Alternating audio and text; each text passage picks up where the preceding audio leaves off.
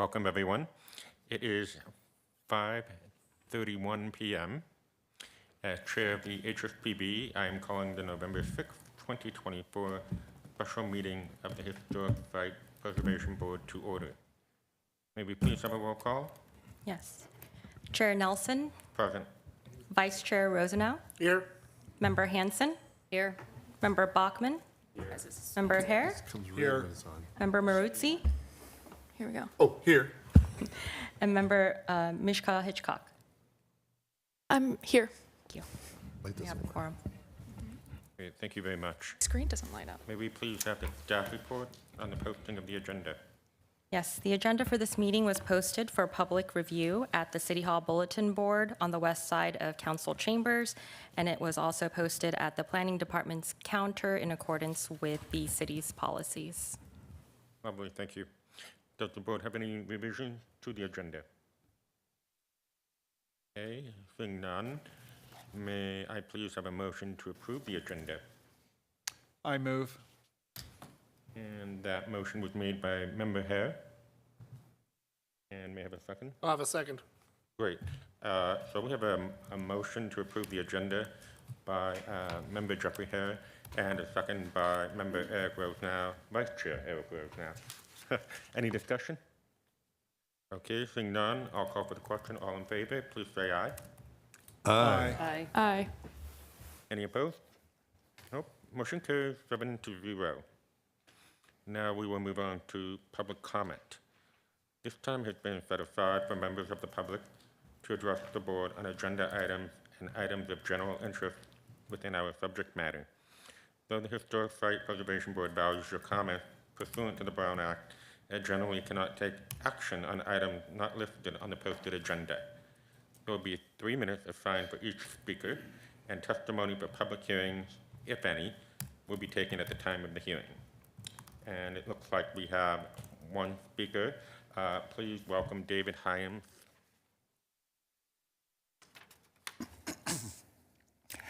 Good evening, Commissioners.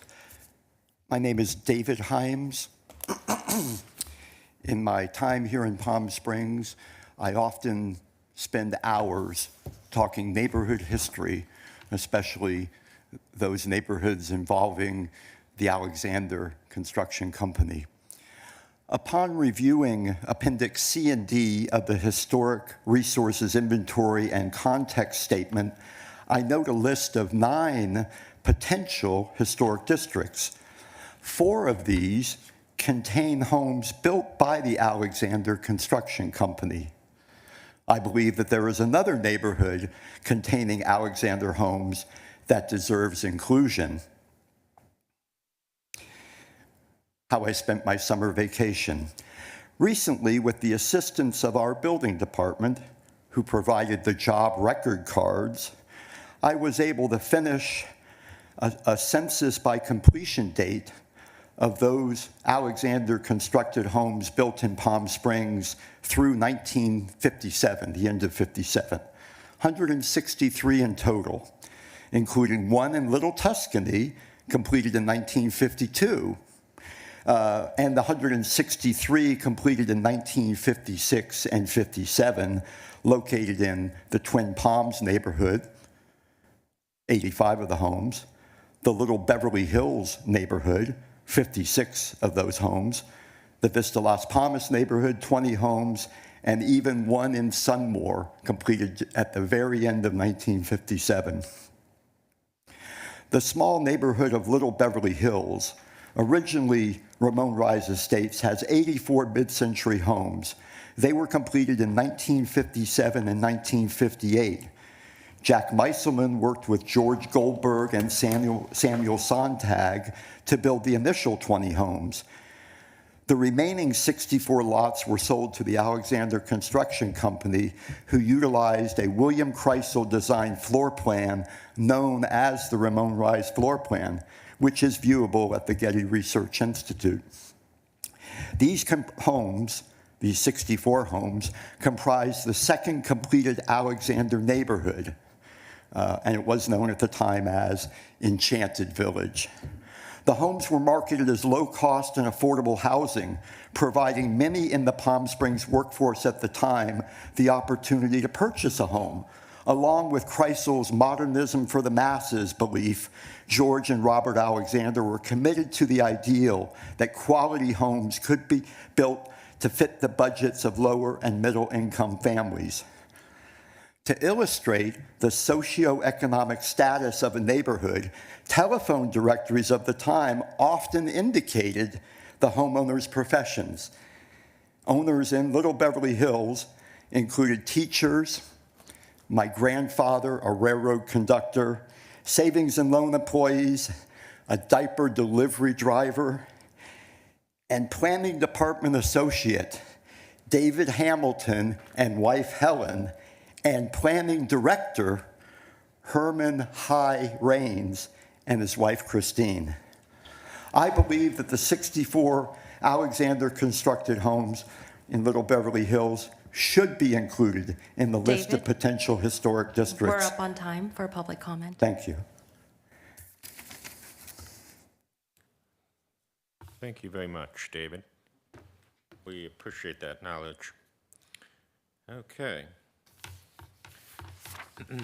Staff, has anyone requested to comment on a non-public hearing item or an item not on today's agenda?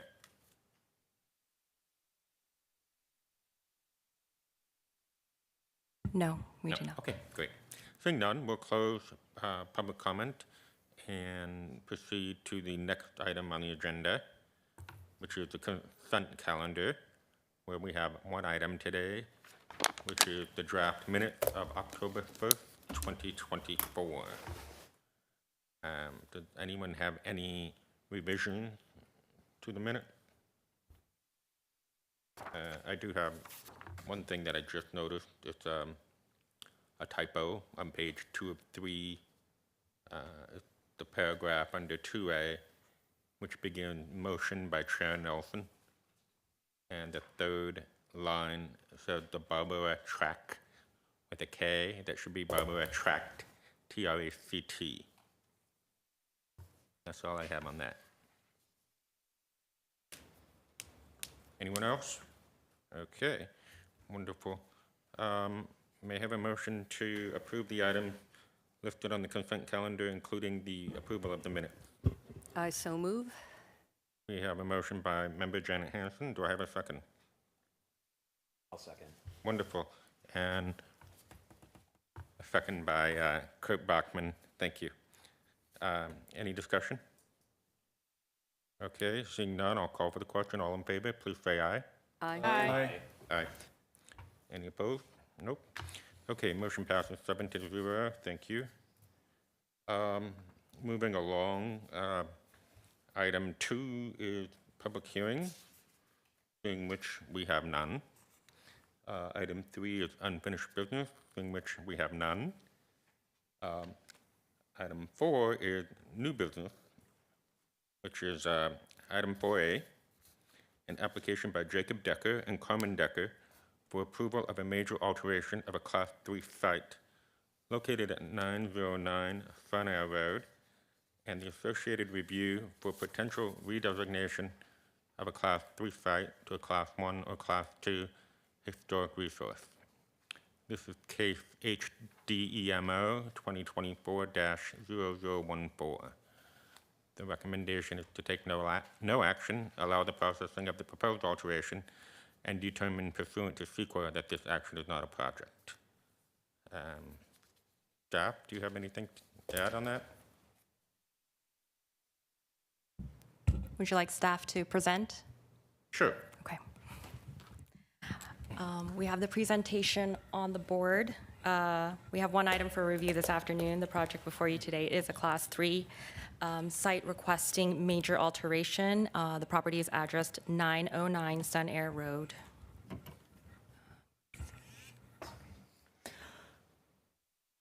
The single-family home is located I just want to in... interrupt. Yes. We can all see it on our screen if we push presentation in the upper left. That way we don't have to crane our necks. Excuse me. Thank you, Peter. Is everyone able to see it? Okay. So the single-family home that's up for review today is located in Racket Club Road Estates, which is a residential subdivision from the 1960s. It was designed by Palmer and Kreisel, and it's an Alexander tract home neighborhood. And similar to other tract home developments during this time, the home is in a neighborhood that consists of simple one-story floor plans that had a carport, a breezeway entrance, and I believe 6 variations of different types of roof lines. A unique situation for this property is that the lot frontage is 120 feet long, where most of the properties in this subdivision are 100 feet long.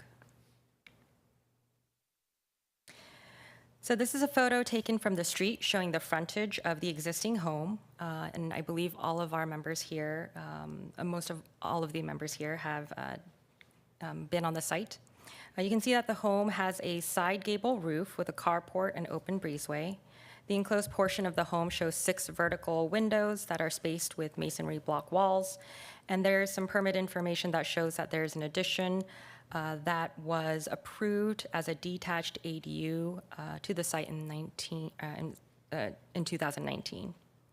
As a residential building from the post-World War II era, this Alexander home is one of 27 side gable homes within the subdivision, and there's approximately 400 homes, according to the survey that was conducted in 2019 in this area.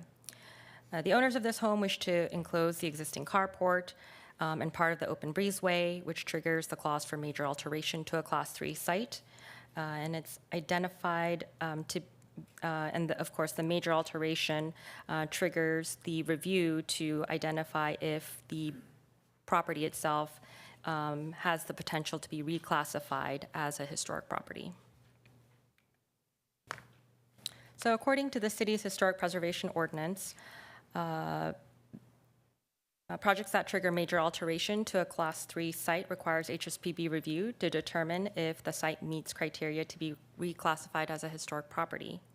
The criteria listed for designation specifically looks for properties with exceptional significance by meeting one or more of the following 7 criteria. Based on the information that's provided in the application, and of course, based on the site visits, staff finds that the home would not be considered an exceptional representation of mid-century modern architecture of the post-World War II period, or its design be considered representational of the designer and the developer's work that rises to a level of exceptional historic significance to meet criterion 5. The home is identified as a potential contributor to the neighborhood if a district nomination were to be evaluated, but at this time there's not such application before us. And of course, when it comes to evaluating integrity of the site, the property would first have to meet one or more of the aforementioned criteria. The existing property appears to be well-managed and in good physical condition. When it comes to many of these topics, the integrity is met. However, staff finds that the site doesn't meet the criteria to be reclassified as a historic landmark property on its own individual merit. When reviewing the choices for the decisions, as outlined in the municipal code, HSPB has 2 choices. 1 is to either stay the project and pursue designation proceedings, or 2, take no action by determining that the project does not meet the criteria for historic designation and allow the project to move forward. In either event, these decisions would not constitute as a project under the findings of CEQA. So based on the evidence provided in the application and the site visits, staff finds that 909 Sun Air Road, as presented, does not meet the criteria necessary for reclassification as a landmark property, therefore recommends to HSPB to take no action. The owners present are not seeking historic designation of this home. As identified in the staff report under the issues column, staff finds that there is a larger policy level discussion regarding the review of process for eligible sites and how certain alterations should be discussed and reviewed, but we are recommending a separate discussion for a higher policy level discussion about this. With that, we can try and answer any questions regarding the report and the recommendation. Great, thank you, staff. Does anyone have any questions for staff regarding the application? Is the applicant going to speak? Are they online or? I believe the applicant is online. Okay, I do have some comments, but I think I'd rather wait till the end.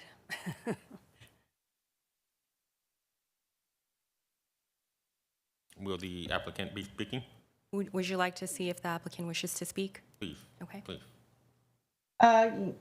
Yes, can you hear me? Yes.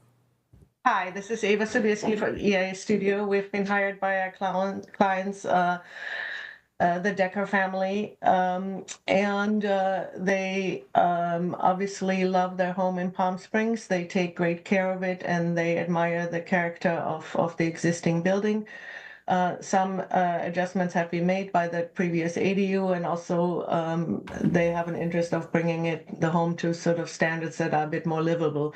So we really, from the architectural point of view, worked very hard to maintain the spirit of the home from the street and do a very minimal invasive intervention by converting the garage, the carport to a garage, which is necessary for many reasons. They would like to have an electric car. They would like to keep a car on site when they're out of town. And also temperature-wise, it is just so much better to have a tempered garage, as during the heat periods, carports cannot be protected. We're filling in a little bit of the entryway, but if you look at the architectural plans, we made it in a way that you still keep the visual appearance of the breezeway from the street. So really from the street side, you don't see any big difference. So it again maintains the spirit of the home, and it just makes it a little bit more livable for a larger family. So, I mean, we feel, we're really respecting the character of the home, the neighborhood, and we kept our intervention very minimal so that we stay in that spirit. If you look around, obviously there are a lot of examples around the neighborhood where garages have been filled in for carports, and we all know why that makes a lot of sense in terms of the use of the home.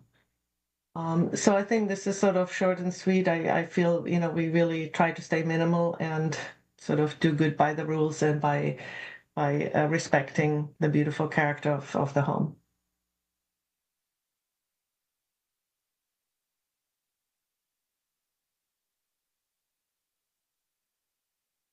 Thank you so much. Does anyone have questions for the applicant? Okay, seeing none. Does anyone have questions for staff at this time? Member Hanson. Big surprise, right? I actually had a question about the 2019 alterations, which, were mostly to the rear of the property, but were pretty substantial. I looked at the survey, and the publication date is 2018 for the survey, and that was done after the survey was published. So I just was wondering why that project didn't come before us.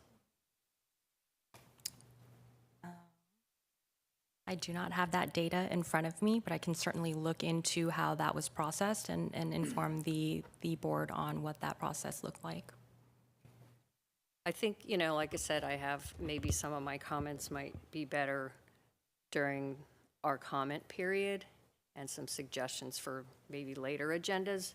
So I don't want to belabor things that are not really germane to this specific case and have the applicant listening to all of that.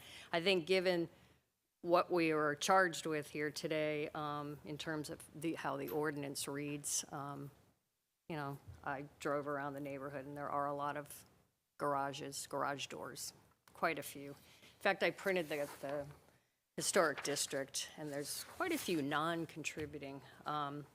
But overall, my concern long-term, which we can talk about later, is not looking at the properties as contributors to a district. But for me, on this particular property, I'm fine with going with staff's recommendation.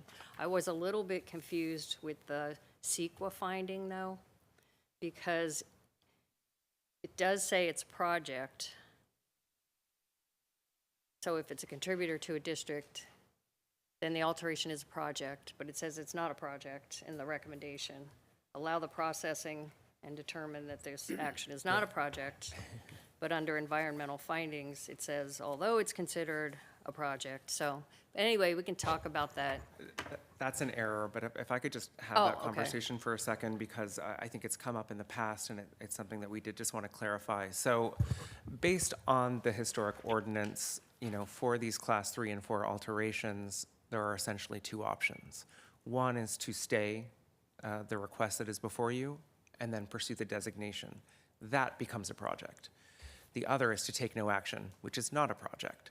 So the action before you tonight is actually not a project as CEQA envisions projects. What comes out of your decision tonight may be, depending which way that you go. So it's a bit of an interesting nuance under CEQA, and it's something that we're just circling back with the city attorney's office on, just to make sure that we're buttoned up on that. And the other thing that I would add is, as an eligible historic resource on the Class 3 list, the sort of historic requirements under CEQA would not apply. That's historically been the city's perspective on Class 3 projects, because the city council has taken no action for these properties to give them designation status. So CEQA would not, the historic findings under CEQA would not apply until city council takes such action. Okay, if we could talk about that later, because I've been working with CEQA for a very long time, and I reread the statutes and the advice online at the state. So I would disagree with that. I would say that if you have a survey and an inventory, that a property that's determined eligible.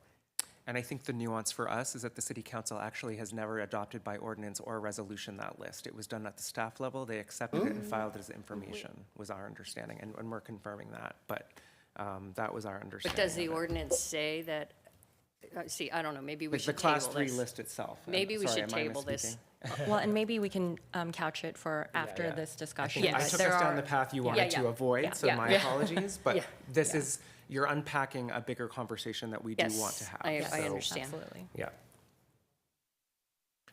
Member Hare?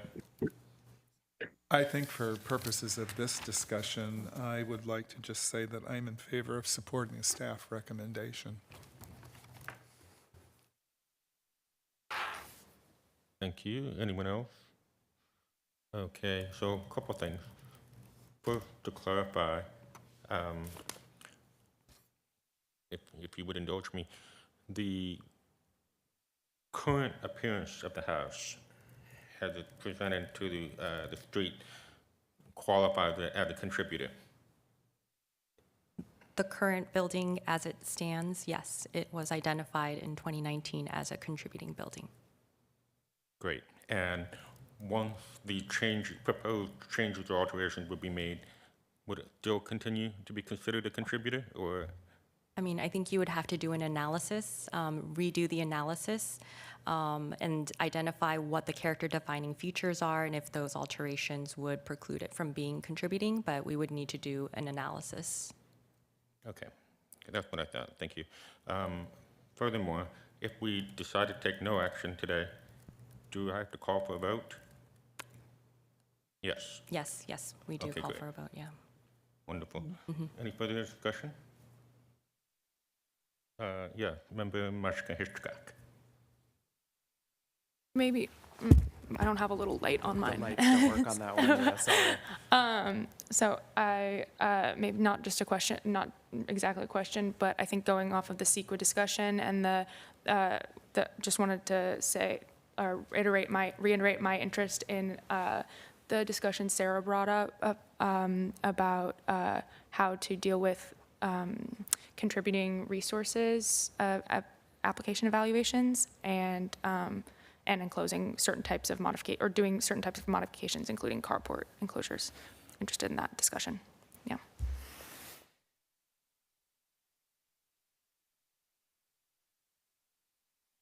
Okay.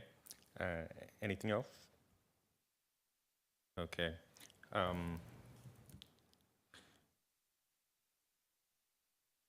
All right, so I guess I will call for the vote, You and I need a guess second. the vote would be to follow staff recommendation to take no action. So I would call for the question, all in favor to take no action, please say aye. Did we have a second to the motion? Wait, what? Did we have a second to his motion? Oh, my apologies. Okay. Okay, wonderful. Thank you. So we have a motion and a second. All in favor? Aye. Aye. Any opposed? No. Okay. Motion passes to take no action. Thank you. And I think we're all new to being up here, so forgive us for any glitches. All right, so moving along to discussions, item 5, board member comment. And now I'll open up to general comments, please. So I would like to, I don't think we're going to do all this tonight because there's probably need to look some things up and, you know, think about it, talk to this attorney, et cetera, et cetera. But I don't know if, would we be, and this is just comments, so we're not voting on anything either. I guess I would just recommend that we have a future agenda item to specifically discuss CEQA as it relates to the inventory, as well as a discussion more specifically about how we deal with alterations to contributing buildings and non-contributing, alterations to buildings within historic districts as it relates to CEQA and also the ordinance. And I think I would just say, and I think I complicated things before, so I take back some of what I said. We have some research to do, so we agree. And then I would just say, you know, as we're thinking about our zoning code update, which does include an evaluation of the current historic ordinance, I think this specific issue is really something we'd like to dive into because I think we're sort of seeing, is it robust enough to deal with, you know, the full suite of what we're seeing as these alterations are coming in, and do we need to sort of make adjustments? And I think that's what we need to discuss. Oh, yeah. Member Mamushi, please.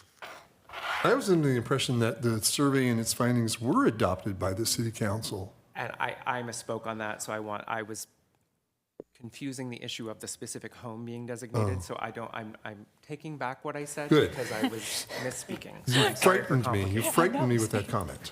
I saw your reaction and I apologize, right. Member Maruzi. Oh, sorry. Anyone else? Member Mashke Hitchcock, please. Regarding the zoning and reevaluation of the historic preservation ordinance associated with that, is there, I think we might have talked about this at an earlier meeting, but could you reiterate for me, is that going to come before us for, formally for review? So the historic piece of that process is a little bit separate from the broader zoning code update because it lives in the municipal code. So it's a bit more of a targeted review, and that pertains to the scope and budget that was approved by city council. So I wouldn't couch it as sort of a wholesale revisit of the ordinance, but rather sort of more targeted changes now that we've had it for 4 or 5 years, just to sort of evaluate where we, again, need to make adjustments to make it work the way that it was intended when that work was done. So I certainly would say we're not that far into that part of the process yet because they're focusing more on some of the other bits related to the zoning code itself, but we would certainly intend to come to you potentially as a study session or some other discussion item to talk about what that looks like and get all of your expertise and input on where we should be focusing those efforts. So we could potentially address the issues of for example, the contributing alterations to contributing resources or contributing resources to historic districts at that point, whenever that point comes.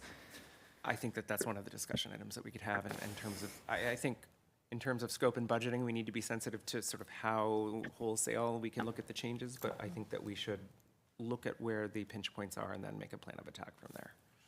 And I would like to add that I think the discussion and direction from our board is probably first and foremost, and just kind of understanding the process related to that before we bring anything to that very targeted process. I think the discussion has been, I think it's ripe for discussion at the moment. I think with the 2019 passing of the ordinance and kind of seeing it in action, there are bits and pieces of it that we would like to refine because we as staff are running into a lot of these issues. And feel a little bit limited on how we would do these reviews. So we would like to visit that, get HSPB's direction, and see how we can make those process improvements. Member Malusi? I would recommend a study session for that first, and then maybe a subcommittee that could take recommendations or whatever was learned from the study session and really dig in. It was helpful in the planning commission to do that, and to have separate meetings of the subcommittee to work out recommended details. And I would say, I would imagine that that work will sort of pick up in earnest into the new year. And so just in terms of context for the timing of that overall process, we're not anticipating that to wrap up until the sort of first half of 2026. So we've got some time to have this conversation. And like I said, they're really have been focused on the zoning code audit, which, in case you haven't seen it, is released. It's on our website at Engage Palm Springs. And so they're focusing on that sort of behind the scenes, poking holes in the zoning code at this point, and then we'll pick this work up into the new year. But yes. Anyone else? Member Hanson? This is a new item. I would like to request that we that we have a discussion item for the next meeting to talk about the possibility of applying for a CLG grant for next year. I think we probably need to do that soon. I don't know if there's a process where grants need to go through, even to apply for a grant, you have to go to city council first, so I don't know if there's lead time for that. So I know that there's been concerns in the past about staff time, but I've managed about 20 certified local government grants. I would happily write the application. And I think it would be, maybe you can think about it and, do what you have to do on your end in terms of staff time and assessing. There does have to be a match, but it could be cash, which is super easy. I don't know if that's possible to do a match. It's not a 100% match. I think it's 60-40. You can do time, volunteer time, people like me. I also know, there's progress reports. There's a template. It's 2 pages. You have changed the date. It's not a lot of work. Anyway, I'd really like to consider it because I think Palm Springs would be ripe for getting a grant. And maybe if we have it as a discussion item, we can think in the meantime about what we might think about applying for. I think there's some multiple property type nominations that we could do. We could actually designate a district, if there was the will of that in the public. For the public, obviously, there's a process for that that's pretty involved. Anyway, so I would like to consider that and have it as a discussion item. And if it is next month, like super jam-packed with I was 18 just going to comment on that. So as you noticed, our agenda got quite small this time around, and we've had a lot of rescheduling that has occurred. And so our December meeting does look a little packed, and it might be a little too much to have a separate discussion. But we can work on it offline and try to see what kind of topics we can queue up for a discussion. Yeah, because maybe in the meantime, though, you could just do a report during your comments on if the city council has to approve and what it, because the grants are due usually April, sometimes the very beginning of May. Yeah. The applications I'm talking about. So maybe if you could at least figure out what a timeline would be internally, or if we just say we're going to do it and we have till April to get it sent in. And then January, we could talk about potential topics. I think that's great. So I'll work on the timeline of what that grant process looks like. And I guess this is a good point to just say, in order to apply for the CLG grant, we also need to make sure we have all the qualifications in from the board members. So I will be sending out that information probably in the beginning of the year. It's basically resumes and information about your backgrounds that needs to be submitted to the state, along with all of the work that you've done in the past year. And so we will need to submit all that information to qualify to apply for the CLG grant. We are super fortunate to have Janet on our board, who knows a lot about this process and would very much covet your skills on the writing of the grant. So I'll work on the processing and the timing and what that looks like, and we'll queue it up for a discussion that isn't too packed so that we can really kind of look at where it would be best used. I have a template. It's a good one. And I have 100% success rate on grant writing too, so. That's helpful. I have no doubt. Thank you, Janet. So did you say the deadline for the application would be like April or May? It's usually in April. I don't even think they send out the packets next year sometime, so they'll notify Sarah as the preservation officer. But historically, it's been April, maybe first week of May. Great, thank you. Anyone else? I would be very excited about that. Great, so I did have an item to comment on if no one else has anything. I just wanted to acknowledge our speaker who came and gave public comment, David Hyams. He clearly has done a lot of research about the Alexanders, and he's very passionate about it. And he has identified what seems to be a very worthy area of facts, so to speak, that we should, the board and the city should work with people like that to help identify potential districts and, let that expertise come to the fore. It's so rare to have people in the community who just want to volunteer their time and their passion and all of their research. So I just would like to thank him since that kind of all happened so quickly. So thank you, David. Anyone else? Okay, great. So staff comments? I do have two comments this evening. One is just to let the board know, we did review an application for demolition, the old Bank of America building by the Smoke Tree Ranch Complex area, and I believe that they are finished with the permitting process and are planning to commence work next week. So I just wanted you guys to be aware, because that's going to be a big project that's moving forward over there. And then the second staff comment that I have is related to the holiday party. I believe the date that's slated for that is December 5th.